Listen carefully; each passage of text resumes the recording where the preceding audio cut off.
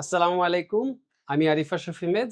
আজকে আমরা এসেছি রূপায়ণ সিটি উত্তরাতে। রূপায়ণ সিটি উত্তরাতে বিভিন্ন ধরনের বিল্ডিং আছে, কন্ডোমিনিয়াম, অ্যাপার্টমেন্ট। তো এই ধরনের একটা বিল্ডিং হচ্ছে স্কাই ভিলা। স্কাই ভিলাগুলোর স্পেশালিটি হচ্ছে এগুলো কন্ডোমিনিয়াম হলেও এগুলো কিন্তু লাক্সারি ডুপ্লেক্স কন্ডোমিনিয়াম।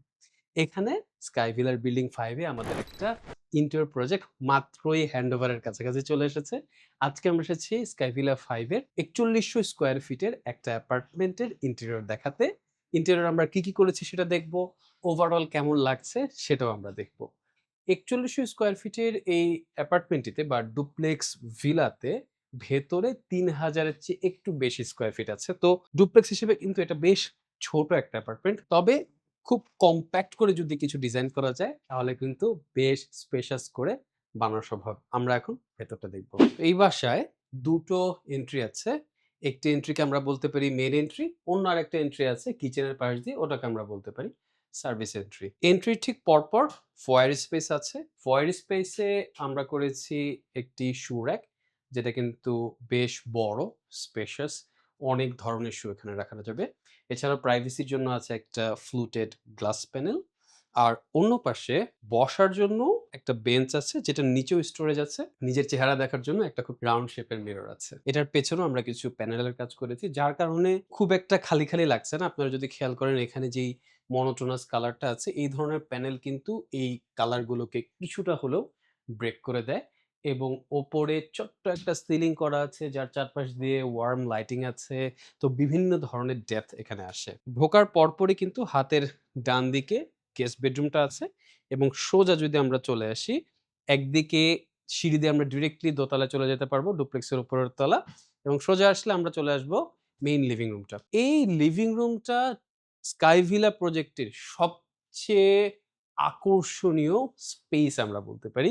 কারণ এখানে অনেক কিছু ঘটছে। এই জায়গার বড় একটা ফিচার হচ্ছে 20 ফিট উঁচু এই গ্লাস প্যানেল, যার ওপর দিয়ে নিচ দিয়ে সব দিক দিয়ে প্রচুর পরিমাণে আলো বাতাস ভেতরে আসে। চারপাশ দিয়ে বারান্দা আছে, যে জায়গাটাকে আমরা টেরেস হিসেবেও ব্যবহার করতে পারি, যে জায়গাটাকে চাইলে আমরা বারান্দা হিসেবেও ব্যবহার করতে পারি।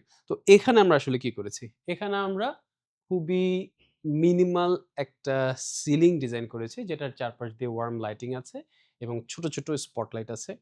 এই সিলিংটা একাধারে ডিজাইনের পার্ট হিসেবে কাজ করলেও এটাতেই কিন্তু সিলিং ফ্যানগুলো লাগানো হয়েছে, এসিটা লাগানো হয়েছে এবং পুরো জায়গার লাইটিংটা কিন্তু এই ছোট্ট সিলিং থেকেই আসছে। একই সাথে একটা বড় শ্যান্ডেলিয়ারও কিন্তু এখানে আছে। এই জায়গাটির অনেক বড় একটি ফিচার কিন্তু এই স্টেয়ারটা। স্টেয়ারে আমরা গ্লাস রেলিং ব্যবহার করেছি এবং স্টেয়ারের যে স্টেপগুলো, রাইজার এবং ট্রে, এই জায়গাগুলোতে গ্রানাইট ব্যবহার করা হয়েছে এবং খুব সিম্পল ওয়েতে এলইডি লাইট স্ট্রিপ ব্যবহার করা হয়েছে, যেটা রাতের বেলা আসলে খুবই চমৎকার দেখা যায়। ড্রয়িং রুম এবং ডাইনিং রুমের মাঝে একটি গ্লাসের স্লাইডিং ডোর আছে, যেটা হালকা করে ধাক্কা দিলে কিন্তু খুলে চলে আসে। ৩,০০০ স্কয়ার ফিট কিন্তু আসলে অনেক ছোট। সেই হিসেবে এই ড্রয়িং রুমটাও কিন্তু আমরা যদি ডাবল হাইট স্পেসটাকে ইগনোর করি, এই স্পেসটা আসলে অনেক ছোট। তো এই জায়গাটাকে মেক্সিমাম কিভাবে ইউটিলাইজ করা যায় তার একটা পার্ট হিসেবে আমরা কিন্তু সিঁড়ির নিচের যে নেগেটিভ স্পেস, সেই স্পেসটাকেও পুরোপুরিভাবে ব্যবহার করার চেষ্টা করেছি। যার কারণে এই জায়গাটি মূলত একটা বুকশেলফ হিসেবে একটা জায়গা ডিজাইন করা হয়েছে এবং বসে টেম্পোরারিলি কেউ যদি পড়তে চায়, তাহলে পড়ার জন্য এখানে একটা বেঞ্চ দেওয়া হয়েছে। বারান্দাটা কিন্তু বেশ বড় এবং এখানে কিন্তু অনেক ধরনের ফ্যাসিলিটি আনা সম্ভব। বসে চা খাওয়া বলেন, বাগান করা বলেন, অরিজিনাল ডিজাইনে কিন্তু এখানে বাগানের মতোই ছিল। চাইলে কিন্তু এই জায়গাটাকে বাগান হিসেবেও রাখা যায়। এটা হচ্ছে এই বাসার জন্য ডাইনিং স্পেস। ডাইনিং স্পেসটা কিন্তু খুব বেশি বড় না। তবে এখানে ড্রয়িং রুম এবং ডাইনিং রুমের মাঝের পার্টিশনটা যদি খুলে দেওয়া হয়, তাহলে কিন্তু এই জায়গাটা অনেক বড় এবং স্পেশাস হয়। এখানে একটি ফ্যামিলি লিভিং আছে এবং ফ্যামিলি লিভিং ডাইনিং এর পরে এখানে কিন্তু ছোট্ট একটি প্যান্ট্রি টপ আছে। যে জায়গাটিকে চাইলে ড্রাই কিচেন হিসেবেও ব্যবহার করা পসিবল অথবা প্যান্ট্রি হিসেবে ব্যবহার করা পসিবল। এখানে আরেকটা চ্যালেঞ্জ ছিল, সেটা হচ্ছে এখানের কিচেনটা কিন্তু বেশ ছোট এবং কম্প্যাক্ট। এখানে কিন্তু বেশি করে কেবিনেট ডিজাইন করে এই স্পেসের অভাবটা পূরণ করা হয়েছে।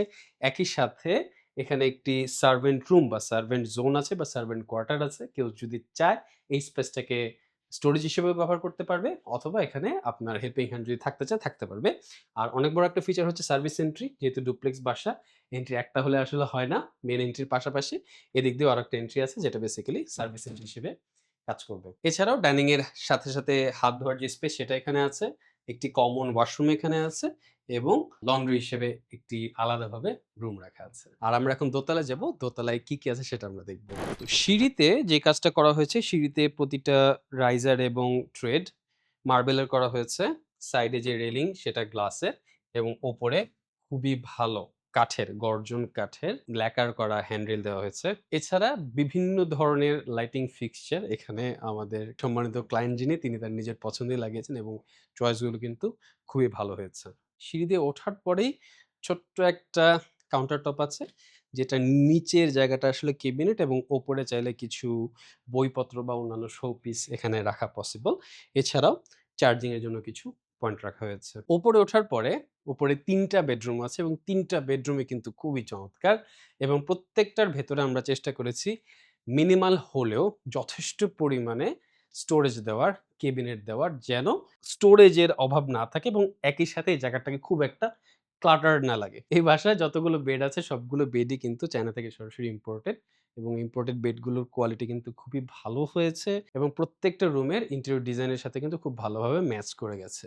এখানেও বেডের পেছনে আমরা হেডবোর্ড যেটা আছে সেটাকে খুব চমৎকারভাবে ডিজাইন করার চেষ্টা করেছি। প্রত্যেকটা রুমে বেডের ২ পাশে লাইট আছে।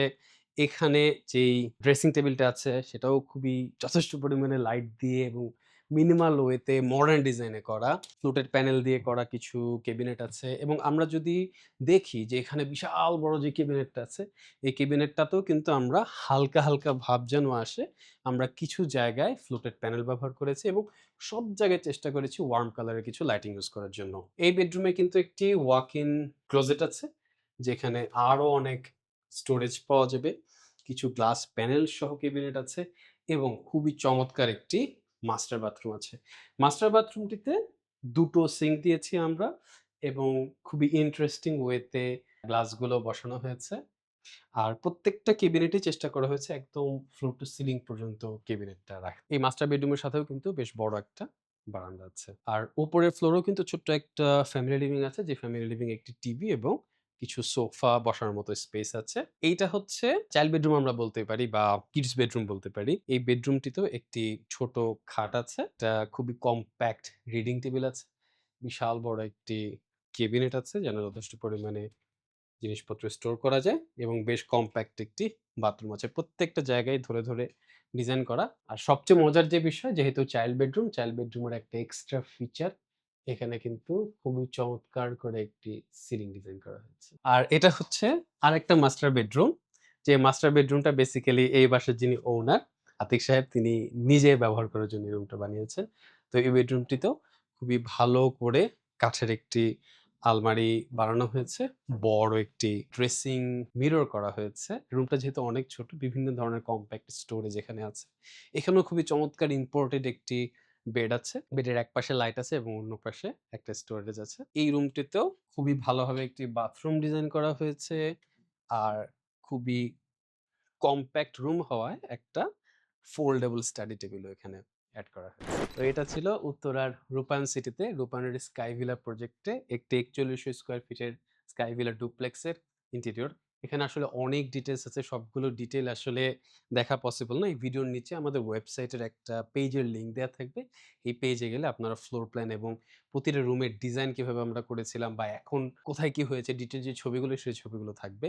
আর ইন্টেরিয়র ডিজাইন আপনারা যদি করাতে চান, ইন্টেরিয়র কনস্ট্রাকশন করাতে চান, তাহলে নিচের দেওয়া ফোন নাম্বারে আমাদের সাথে যোগাযোগ করতে পারবেন। Thank you.